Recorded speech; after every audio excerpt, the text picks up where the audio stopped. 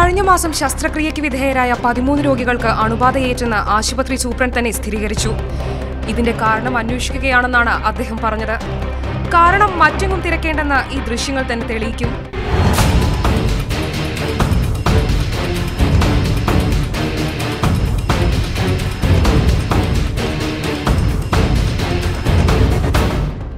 ചോരുന്ന മേൽക്കൂരയിൽ നിന്ന് തിയേറ്ററിനകത്തേക്ക് വെള്ളം ഒലിച്ചിറങ്ങുന്നു.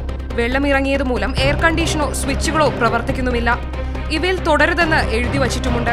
1 മുതൽ 4 വരെയുള്ള ഓപ്പറേഷൻ തിയേറ്ററുകളിൽ ഇതാണ് അവസ്ഥ. ചുവരുകളിൽ പൂപ്പൽ നിറഞ്ഞിരിക്കുന്നു. അഴുക്കുജലവും പാഴ്വസ്തുക്കളും കെട്ടിക്കിടക്കുന്നതും ഇതിനകത്തു തന്നെ. സിറിഞ്ചുകളും ട്യൂബുകളും ഓട്ടിക്ക് പുറത്തുള്ള വരാന്തയിൽ നിലത്താണ് വച്ചിരിക്കുന്നത്. പല മരുന്നുകളും ഇങ്ങനെ കൂട്ടിയിട്ടിരിക്കുന്നു. കഴിഞ്ഞ മാസം 30-ന് ചേർന്ന വകുപ്പ് മേധാവിമാരുടെ യോഗത്തിൽ ഓട്ടിയുടെ പരിതാപകരമായ അവസ്ഥയും അണുബാധയും ചൂണ്ടിക്കാണിച്ചിരുന്നു. എന്നാൽ ആരും ശ്രദ്ധിച്ചില്ലെന്ന് ആശുപത്രിയിൽ ജോലി ചെയ്യുന്നവർ തന്നെ പറയുന്നു.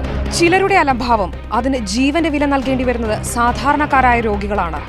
കൊച്ചി മെഡിക്കൽ കോളേജിന് മുൻപിൽ നിന്നും ക്യാമറാമാൻ സിജോ സുധാകരനൊപ്പം ജസ്ന ജയൻ, മീഡിയ